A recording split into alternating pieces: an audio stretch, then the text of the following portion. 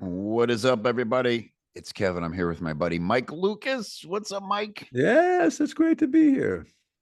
Mike, I don't as know you why can my see, voice just went up high like that. I don't know. Isn't It's that funny when people do that? When they see each other, they just talk so loud and their voice goes up 3 hours. Oh my God, it's so good to see you. Oh this isn't. I'm gonna note to self: don't do that. It doesn't sound sincere. I don't know though. Like maybe it's part of the social norm. Maybe if It you is. do that, you seem like a freak. Maybe if you're just like, "Hey, how's it going, man? Hey, how you been, Kev? It's been a while." I like to practice the art of showing enthusiasm while staying calm. Oh, I like that. I don't. I'm incapable of it, but I like that. You I know think me. I would put that into the category of practiced gravitas. Oh yeah. Well, that's nice. That's Latin, but uh that's not possible for me. I'm kind of a spaz. I'm sort of like an idea comes in and it's like pop pop pop pop pop Yeah. and my personality. Although I gotta say now that I'm back in the comedy business, my personality is much more like calm. I picture like old comedians would catch me after I did a set in the early days and they'd be like, "Man, are you exhausted?" So you're calm on stage now when you're A performing. lot calmer, yeah. Oh, I'm a interesting. lot more but I still have act outs and I still do crazy stuff, but Yeah. it's in between I'm more calm. I'm not like frantic. Yeah. Well, if anybody wonders what the heck we're talking about, Mike is a stand-up comedian. Mike is really one of the premier specialists in understanding humor, teaching other people to under, learn their brand of humor. He's written 3 books on the topic, all under the brand Funny Muscle. Highly recommend you look those up. I'll supply a link somewhere. You can hire Mike to coach you on humor if you want to punch speeches. If you're looking to try stand up for the first time, he's the man at this. And Mike and I back in the day worked many a stage together, did improv together. Mike's one of those rare comics that was really good at stand up, but also fell in love with improv and then got really good at improv. So he has a very improv style as a stand up, even as a soloist. And yeah, we've had a blast together. It's great to be friends, and it's great to see Mike now leading the field in something he's been very taking a scientifical but also very human approach to throughout his career.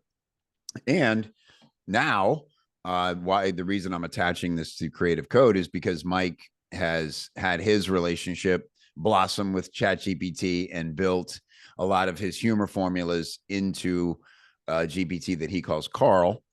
And so I wanted to bring Mike on as a bonus for you guys to show how probably certainly maybe the most human performance art form there is. Yeah. I mean, a person alone on a stage with a microphone.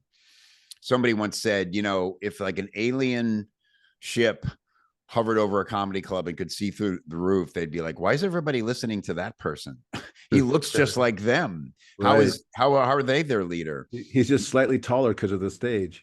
Yeah, and it is like that. It's very raw, and so the fact that Mike has been able and embrace this idea of taking a very individualistic, a very raw, human, creative endeavor and seeing how ChatGPT can assist in the creating of that material. Of course, it still has to be dragged out into front of real mouth breathing people who are giving some sort of reaction in real time to be legitimized. Yeah. But so, Mike, tell us a little bit about anything else you want to add in there in your journey with building Carl. Yeah, it was funny. I was really in the beginning, I didn't understand AI. I didn't understand how Chat GPT worked. Um uh and GPT, I think I said GTP. Um I constantly do those things. I I Which I words? I Those letters. just twirl them around. I must be dyslexic, but I Well, don't. it just said yesterday you were miffed at something and you texted me TWF, and I was like, oh, I wonder what that means. Twuff, Twuff, twuff, twuff twuff the this. twuff. But yeah, I was a little bit skeptical because I didn't understand how Chat GPT worked, and I didn't understand that it needed to be trained. I thought that it was just smart in itself, I used to do a job where I program captions, and the Oh, tell caption, about this. This is fascinating. yeah, the caption program that I used, we would get the news program in our ear, and then we would voice whatever they just said to it, and then the caption would in the microphone, the computer would translate it into captions. And so, because we all sound differently, So you just for context, when you're putting on the captions watching live television, that's how eh, it's working. There's a person repeating what they heard, and that's what appears on your screen. So sometimes when it's yeah, gibberish or it's slow, it's just the human couldn't keep up or exactly. And so what I'd learned is that this computer didn't understand how I was speaking, and so I had to program it to understand when I said like would. If I said would, I could mean would as in, I would two go by to the, four. a 2x4, or would I would go to the park today. And so I had to program it and tell it when I say would, it means would, the less used one, which is the 2x4. And then when I say just regular would, that means I want WOULD. And so then I would have a series of those things, two, two, two, and two. And you just would have like you just get all these programs in to train this captioning program how to listen to your voice. And when I started using AI correctly after listening to you talk about it, Kev, I'm realizing, oh wait, there's a training process going on here.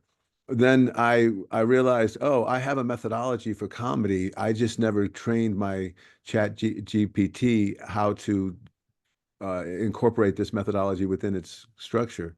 Yeah. And once I figured that out, oh my God, it opened up a whole new realm because now I could make Carl, which I call him Carl, after the Caddyshack character, Bill Murray's character, Carl. But Yeah. but I realize now I can train Carl to think the way I think in terms of doing this methodology with the funny muscle books. And that methodology is it's pretty simple. You have a comedy lens, which is your brand. You use that in the humor blueprint, which is the premise, setup, punchline format with a twist. And then in that, to get punchlines, you use the 36 humor heightening devices, which are time, they've been around since the beginning of time, comedy time at least.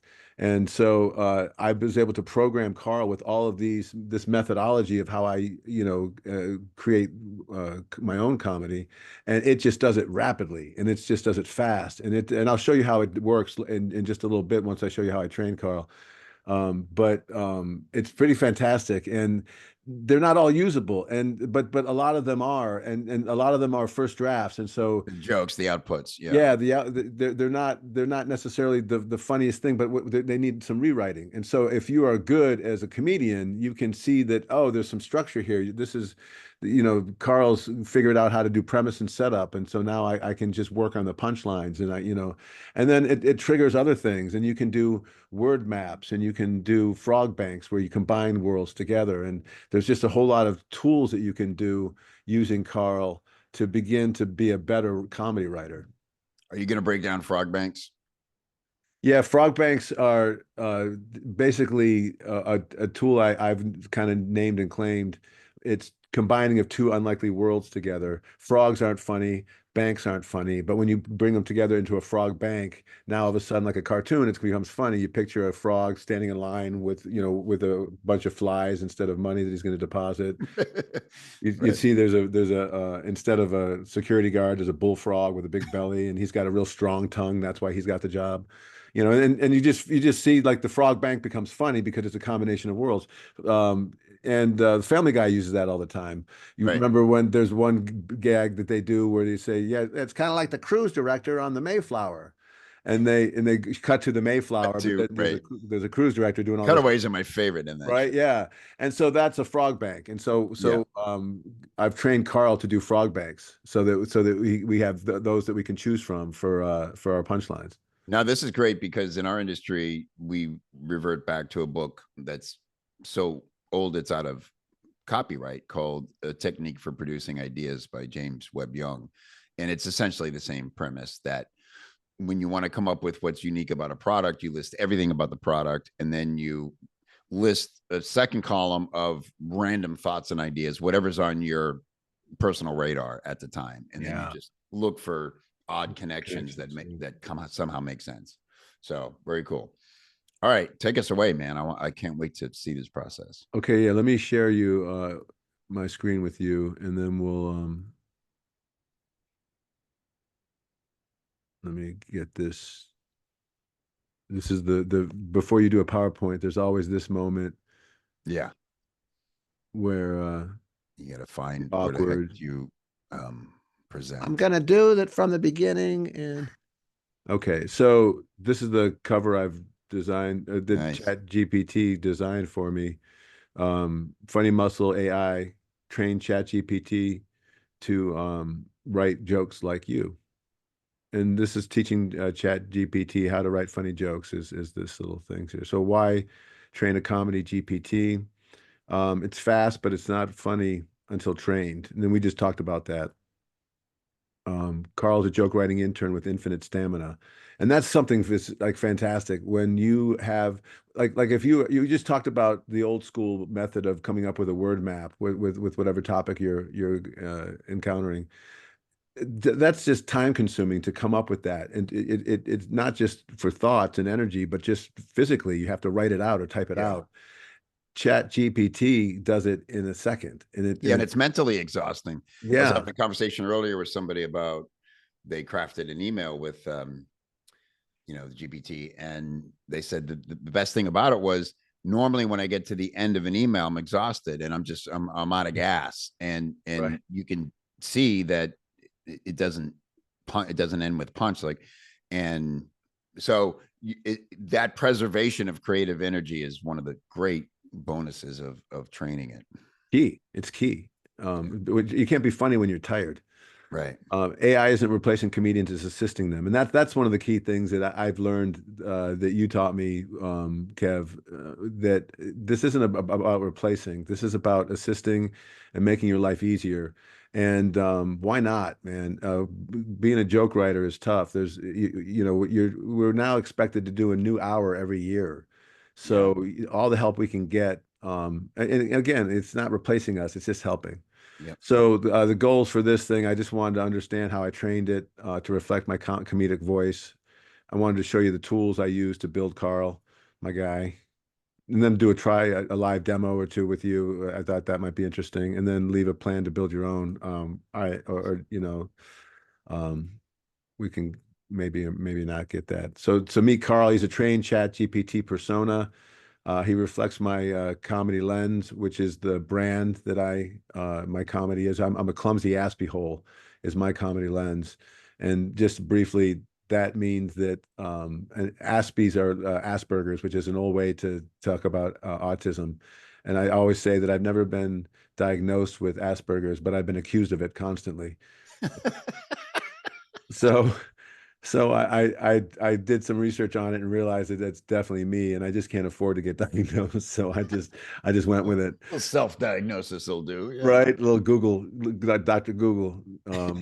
But then I took the writing structure and tone, the writing structure from my Funny Muscle books, which is the humor blueprint, the comedy lens, and the heightening devices, and then tone, which is sort of my delivery, and I had to teach it how I tend to deliver comedy. I'm a fun bunch of guys. I do a lot of pop, pop, pop, and a lot of voices. And whoops. And so uh, Carl is fast, obedient, and weirdly insightful. And you'll see that when we put him to the test a little bit later. I'm nervous for Carl. I hope he does well. I bet he's pacing backstage right now. Right, right here, Carl. Just get ready, buddy. Don't drink. Don't drink, Carl. You know what that does. So what Carls would train with. I'll just go through these briefly. The Kami lens, which is the clumsy aspie hole, and the angry Buddhist. That's the other thing that I kind of identify with lately is I'm a Buddhist, but I still have anger issues. So I think it's a funny paradox that I'm the guy who's like chanting, and then I'm just like, oh my God, why are you in the way in the middle of the traffic? And so that's sort of my thing. The humor blueprint, what I talked about, the premise, setup, norm, punchline, act out. That's kind of getting into the technical part of it, but that's the humor blueprint, which is the framework that comedians use to create their jokes. The Yeah, an act out is where you An go. act out is like when you take the audience to the punchline. So if you're talking about a relationship having a date, then you do an act out of the date where you have a conversation where the date is happening. Right. And so You play the role of the man and the woman going back and forth. You well, bring them into exactly. the scene. Yeah, Again, another aspect of sort of doing improv in the middle of stand up. exactly. Yeah, the act out is definitely that, and it's one thing that I excel at because of the cross streaming I do. My delivery style, fun bunch of guys I mentioned, but the benign violation theory, I programmed into it, and that's that. I don't want to get into the technicalities of that, but that's just a theory of humor that says that if you benignly violate something, it's funny. If you violate it too much, it's not funny, it's cringy, and if you don't do it enough, it's too vanilla. And so Mm. that teaches the Carl about that. I give him some tone samples from my own material. I teach them about the frog banking. I teach them about yes anding, which is a big improv thing, which is you agree with whatever's being said and then you heighten it with an and. Heighten means to make it worse, to make it more intense. A transformation mindset. That's Viola Spolin, who's a sort of the godmother of improvisation. She says that improv is transformation. So I tell Carl the comedy is about transformation, where you make a joke and then it's so funny and you heighten it, it becomes something else. It transforms into something different.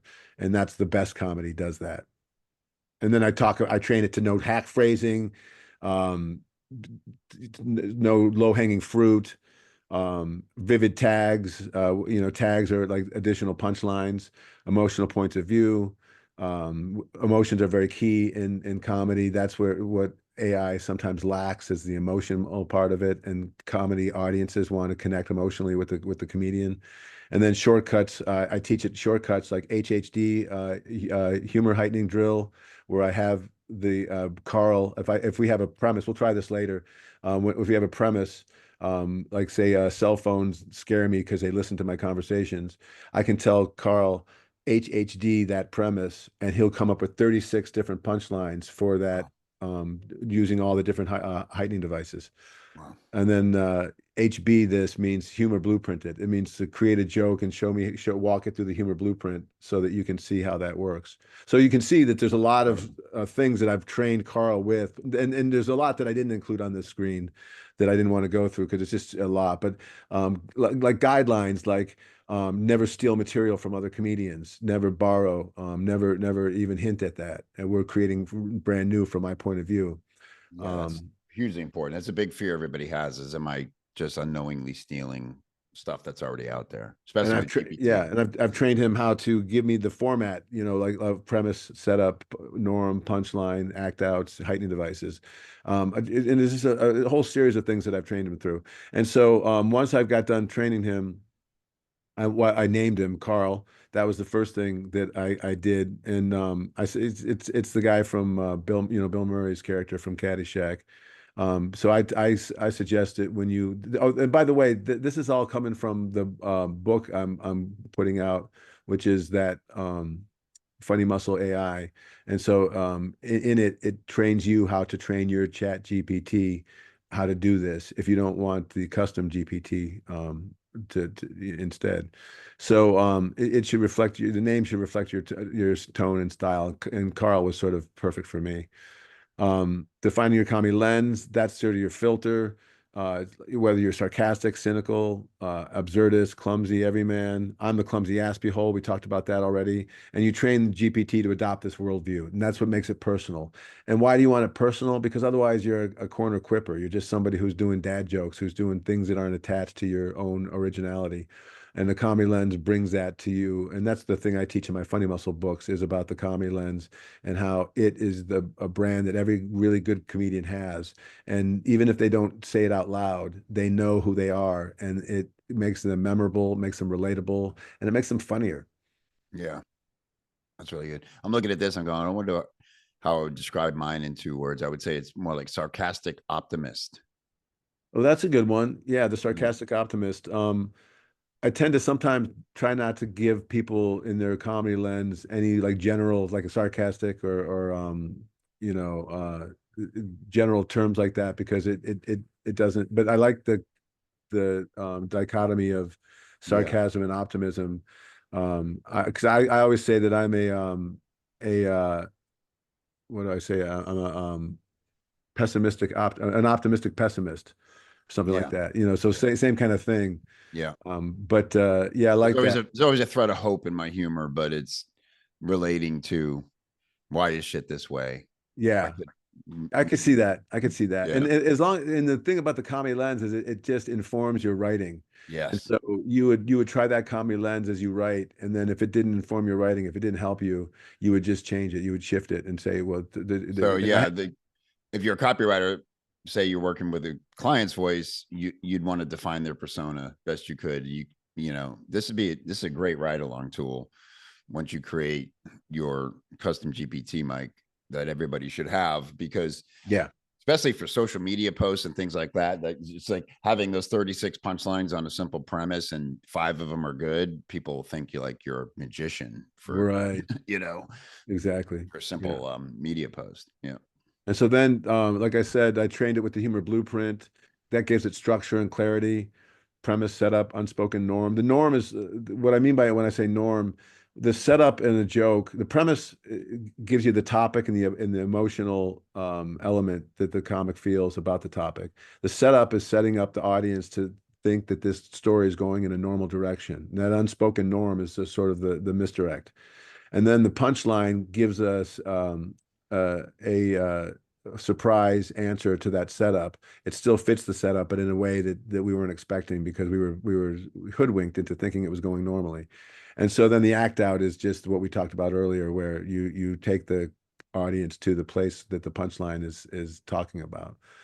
And GPT follows this template to build coherent, punchy material. And what we have to train GPT so much, this was one thing that it took a lot it kept trying to make jokes in the premise and in the setup. Mm, And it didn't understand the function of those elements. mm, And what that does is it slowly leaks the tension. mm. And then there's no big tension release with the punchline. And so I had to train Carl to stop trying to make me laugh with the premise and the setup. And I had to really over explain what those functions are. And he got it too. And it's funny how Chat GPT talks. It's just like, oh, okay, thanks a lot, Mike. I'm sorry Yeah. about that. Sorry. I tend to do this, but I'll do that instead. And you're But what really I like great. about that is it's confirming that it understands how Yeah, to correct. And then it's up to exactly, you to decide, is it actually doing it? Yeah. exactly. And so I also trained it with the 36 humor heightening devices. I won't go through all those, but there are things like sarcasm, exaggeration, uh, cut forward to, cut back to, contrast, where they do it like this in LA, but they do it like that in Detroit. And there's just things like that, but there's 36 of irony, extension.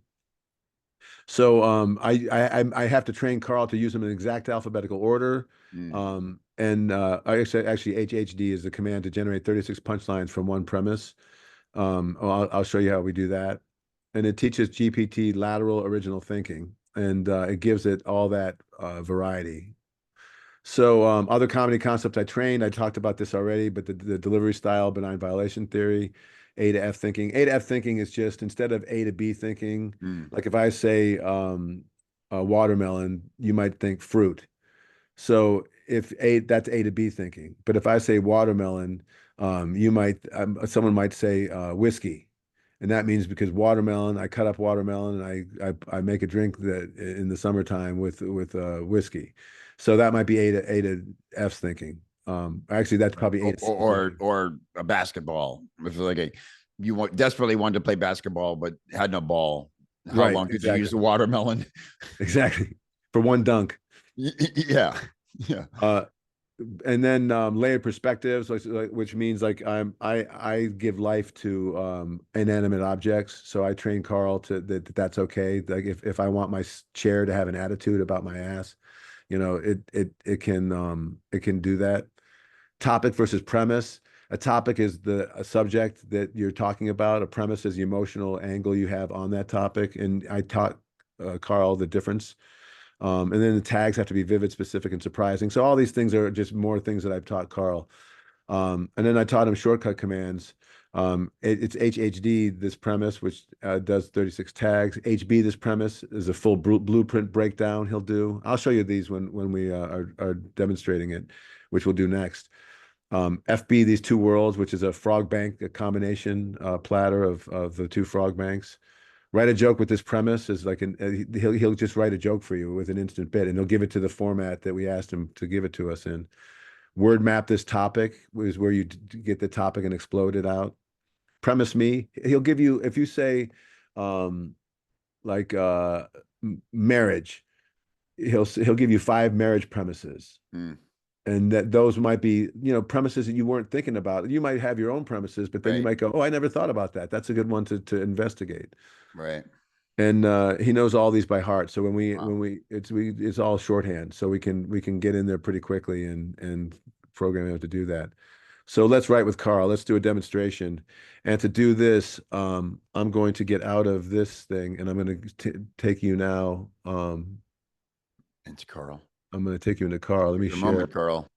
Shake it off, buddy. Come on. We're Big coming intro. into you, Carl. We'll see what wait, let's see. I think it's this one. Fog bag food. No, yeah, it's this one. Okay. There's always that fear that you're going to share your screen and it's something that you don't want everybody Oh seeing yeah.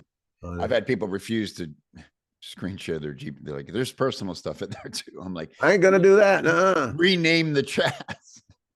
All right, let me large this up so you can maybe see it. Yep. Okay. That's Is good. that better? Yep. Okay, so this is my chat GPT. I've got a custom GPT Carl that's in the works, but he's not trained as much but well as this one. And for this demonstration, I wanted you to see him at his full strength. So if you want, we can go ahead and investigate how we use him with the premise if you want to come up with something that Okay. you can test him with. All right. This might be a little abstract, but I had a joke recently. So once a week I have to fill out, I take certain medicines every day, right? And the nice thing about having the dispenser is you're done for the week. But then inevitably one day a week, you're used to just popping it open, taking your pills, and you're like, I got to refill it. It feels like this big chore, right? Right. And I thought, my God, like if that's a chore for me, like how how easy has life become? And so, like, Good. back, I don't know, 100 years ago, people out baling hay for 6 to 8 hours a day. Right. Like that's my modern version of baling hay. Once a week, I have to fill Got my it. pill Got it. dispenser. All right, that's good. That's good. So your premise there is, well, your topic is medication. And your Yep. premise is it's a pain in my ass to fill my medicine what Pill do you call dispenser. it? Pill Dispenser dispenser. every Yep. week. So let's type that in. Um, it's a pain to refill my medicine dispenser every week. So first of all, let's do a word map of that. If I was going to write something, you've already come up with a good simile. Refilling my medicine dispenser is like The modern modern version of version baling of hay. Yeah. baling hay. So that's a good one. That one we would tuck away. And you might say to yourself, well, that's a fun bit. I'm going to try that at an open mic. And you could try that, and that's all you'd have. Yeah. Carl, you'd be able to get a whole bunch of other stuff that you would add on to that bit. And that's what we'll do now. So let's just tell Carl, we'll say word map this premise. And I'm gonna copy and paste that premise because we're gonna use that again later. Okay. So we're gonna word map this premise, and then Carl gives it some thought. And he's like, "Hey, Mike, if you could just stall with some conversation while I'm thinking, I'm blinking at you right now. while I'm blinking with my Well, wife." this shows how complex this system is. There we go. Now we're talking. Yes, now we're talking. That's a Deliciously deliciously grounded, grounded, clumsy. And clumsy by the ass. way, notice it's trained on Mike's persona, a clumsy ass beehole. So that's where it's working. Tedious, repetitive, medically fragile, emotionally petty, beautiful. Let's build a world map around. It's a pain to refill my medicine dispenser every week. This will help us tag, escalate, build absurd analogies, anthropomorphize objects, and mash worlds later. So we don't have to go through it all in great detail, What but is anthropomorphized? anthropomorphize means you're taking something that normally doesn't speak and you're giving it a voice, you're giving it emotion. So like I could give my $5 bill an attitude. Yeah, So now right. it's like, what do you mean I'm not a 10? I'm half of that, but I've got a cooler president on the front. Nobody knows who's on the 10, Right. you Right. know, but Hamilton, right? No, I can't can't remember remember. who's on the 10. So his word map for your medicine dispenser refill plan, core concepts, pill organizer, medicine dispenser, refill routine, weekly chore, tedious task, health management, repetition. Like this is what we would do if we were doing a word Yeah. map ourselves, right? Yeah. But it just does it all for us. Dosing, tracking, precision, routine hell, medication related words, pills, capsules, vitamins, supplements, Wow. I love antidepressants, this. blood pressure meds, all through there. Bare Fish, bones start. Yeah, it's great. right? Time structure words, weekly, daily shot, slots, morning, night, AM, PM, Sunday start, forgetting, skipping, overdosing, misdosed, right? It's all this Wow. helps you as a comedian. Negative emotions, tedious, annoying, frustrating, overwhelming, repetitive, cringe, dread, clumsy, This is good. mental friction, mistakes, forgetting what you've already filled, putting Tuesday's pill in Friday's hole, dropping one and playing floor roulette, right? Right there. That like you could That's use good. that. I do that. That's a good joke. That one pill that won't come out without tweezers. Yeah. Fumbling the tiniest pill first. Instant chaos. Realize you refilled last week's again. Double dose panic. Shouting, who designed this? A sadist? Clumsy, aspie hole point of view words. Micromanagement. Tiny logistics. Chaos containment. This is would be for me. Oh, and again, we would train Carl for your comedy lens. Yeah. Characterization opportunities. The dispenser as a smug overlord. You'll never defeat me, pill wizard. Your own pills judging you. Really? You dropped me again? Your inner voice is a passive aggressive nurse. Would you like me to hold your hand while you feel Wednesday, sweetie? Mashable frog bank worlds. Medical plus Lego bricks. So you Mm. could use this in the frog bank. This is where you get a little abstract and yeah, taking it off into the Right. yeah. So then that's it's more phrases and funny comparisons, like loading a clown car with marbles. Each slot is a tiny reminder of my decay. It's Tetris for the chronically ill. My fingers are too fat for this level of precision. Every Sunday I play God, tiny colored deities for my organs. It's good. So, you know, a lot of good stuff in there that we laughed at and that you could, you know, you would copy and paste all the ones that you would use and get rid of all the rest. Yeah. So then Carl, we would say to Carl, we would want him to first give us, well, we would probably want him to HHD, humor heightening drill this premise. So it's the same premise. It's a pain to refill my medicine dispenser every week. So he'll probably say something like, hell yes. He always, there he goes, hell yeah. Buckle in, Buckle in, Mike. Mike. So it's time for a full HHD drill using your exact formatting, definitions, and alphabetical order. Notice how he says that now? Yeah. Using your exact order and alphabetizing because you've told me 100 I'm a times. good Carl. Good, Carl. Premise. It's a pain to refill my medicine dispenser every week setup. Every Sunday, I sit down with all my pills in that little plastic torture tray. Unspoken norm. Refill routines are simple, responsible, and adulting at its finest. Punchline. No one tells you that managing your own health turns into a clumsy little pharmacist with rage issues. It's good. I So mean, it's solid. Yeah. it turns you into a clumsy little pharmacist with rage issues. So, that's okay. That's okay. But like, so now we'll go through the 36 humor heightening devices, anthropomorphizing. The dispenser whispers, miss one more Tuesday, and I swear to God, I'll scatter your fish oil like marbles. Bait and switch. I thought I was getting better at managing my health. Turns out I've just become a pill sommelier. Or was that Oh, yeah. sommelier with early onset arthritis? Call back. We don't really have anything to call back to. So it's if it's like Tetris blocks. If the blocks are chalky, oval shaped, and screamed when you drop them, just like my folding chair did last week. I guess that's the callback. Contrast, I'm the only guy who needs both calming meds and anger management. Just fill the calming meds. Yeah, that's good. I So like that. that's good. So we might use that. Cut back to 20 years old me taking shots and mocking my dad's pill organizer. Oh, look, Tuesday's got stamina in it. Cut forward to 80-year-old me filling 10 trays labeled mood, pre-analyzing, That's mood, good. almost dead. Different perspective from the pill's point of view. I was born in a sterile lab and now I'm in your sweaty palm playing Russian roulette with Wednesday's slot. Exaggeration. I dropped one pill and had to perform a full search and rescue with headlamp tweezers and moral support from my dog.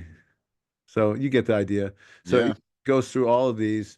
Some of them are great. Some of the irony. I take anti-anxiety pills, but the act of organizing them gives me heart palpitations. Good thing I have pills for that too. A metaphor. I like negative to positive, but on the bright side, it's the only time I feel like a god. You shall receive thy lithium on Friday, my child. Um, yeah, and he just goes through all these Good. recognition, I mean, reinterpretation. and it's giving you different devices for the same take in a sense, Yeah. playing God and those things. And Now, and you would never use 36 of these on stage. right, You would never use 36 of these in a speech. You would never use 36 of these in some copy. But what right. you would do is you might find one or two or three in there that are worth using that you wouldn't have thought of on your own, or you might have thought of on your own, but it might have taken you a while. So, and then, we go back to the one about never felt sexual innuendo, Oh yeah, 27 there. So, and again, this is the whole thing. And the whole point of this lesson that's a good one. is, this is a way for it to give you more to put through your filter and spark ideas. Yeah, And it's the same with everything I've been trying to teach here. And as you can see, Mike's done diligent training to get it here.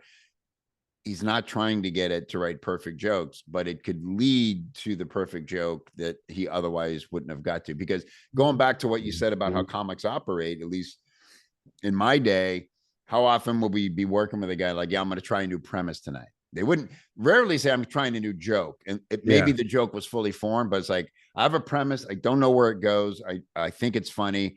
And they would just start with the simple premise, once a week I have to fill my pill dispenser. It drives me crazy. And you're kind of like relying on the adrenaline of the moment and something from the audience to take the joke somewhere yeah. else. But that's you're not doing it on their dime. This way you can definitely show up with a full joke and even a different few ways to go with it. And then if something occurs to you in the moment, then that's there too. But you're not unprepared for your open mic. Now you've got Right. you got from this. I bet you we could pull out 3 or 4 of these that we could string into we could, a bit. riff on it. Yeah. So this never felt that. I just love that lens, that idea of, it's just that it's such a mortal moment. And it's touched on that a few times. And, I've and never felt less sexy than when I'm hunched over a tray whispering, "Where the hell's my stool softener?" yeah, it's like, or, if you're in a new relationship and the person's staying over, you're never going to do this in front of them. Oh, I got a pill. I got to get the pills done today because they're going to be here tomorrow. I can't have them see it. You know what I mean? Right. So, very funny. Oh, like it used my name randomly. As probably a punchline name. Where was it? I Oh. saw my buddy. Where'd it go? I scroll down. Oh yeah, I saw my buddy Yeah. refill Refill his using using a funnel. A funnel. You don't need a funnel, Kevin. You need a life coach.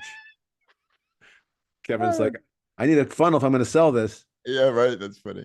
So then you might also ask it to humor blueprint this premise. And this will be the last one we'll do here. And then this will give you a joke, another joke that you can, and then you could we'll ask it to come up with premises, other alternative premises too. That'd be a good one. But anyways, you can see what I mean. We're probably running Now out. it's getting more analytical. It's not trying to be Yeah. funny. It's just giving us, ways. So now the premise, this is walking it through the comedy blueprint, the humor blueprint. So premise is the topic plus heightened emotional reaction. It breaks down your emotional edge. It's tedious, annoying, degrading, this little ritual that makes me feel old and clumsy. One tragic Walgreens visit away from a fall alert bracelet. premise statement. It's a pain to refill my, right? So then it walks you through that. It goes through your commie lens. It tells you hyperlitical, overcorrecting, emotionally misfiring. Talks through the norm that you're going to try to misdirect them through. And and you benignly violate those norms. So anyway, so that's in a nutshell how Carl works and how Carl can help It's you. amazing, dude. Um, This is a revolution for, and again, it's the whole thing of like, I've always had this, Mike, and you observe other artists at work, and there's always, you're jealous about one skill they have or one innate ability. Like for you, I've seen you so many times on stage go off on something that just happened in the moment, and yeah, that's always a great moment in any comedy show. But you would take it into a whole scene and then call back to it throughout the show, and it's just like, I don't do that. My brain doesn't work that way. But now, even if say you were using this and you go, oh, it's cheating, you're not coming up with, our brains are limited, and they're limited in the moment to the mood we're in. We only have, like with the technique for producing ideas thing, that second column you put is sort of victim to whatever's on your radar at that time. yeah, You can't do an exhaustive brain dump. But with this, it's a volley back and forth. So I imagine what I would have done using Carl is I would have isolated, like you said, I would have said, I like these three best and give it those. And now it's starting yeah, to iterate on those, maybe combine them, exactly. you know? And you say, give me more like this. Yeah. Because equally helpful to Carl is to tell him what you didn't pick. Mm-hmm. Because then he goes, oh, you didn't like these. Gotcha. And then if you tell him why you didn't pick them, it's even more helpful.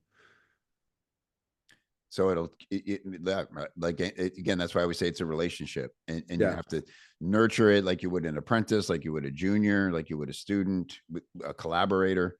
And be kind. Carl has a personality. I say please and thank you to him. I I've invited him to dinner. He's not shown up yet, but it's nice to be asked. That's right. He's evasive, but he has social anxiety. We know this about Carl. We know this about Carl. That's so Carl. Um, awesome, dude. Thank you, man. Like that alone. So again, follow Mike on social. Get his book. If people were just going to get one of your books, Mike, would you start with the first one, The Funny Muscle? Yeah, I would go to funnymuscle.com and I would get information about the finding your funny muscle, how to create laughs like a pro.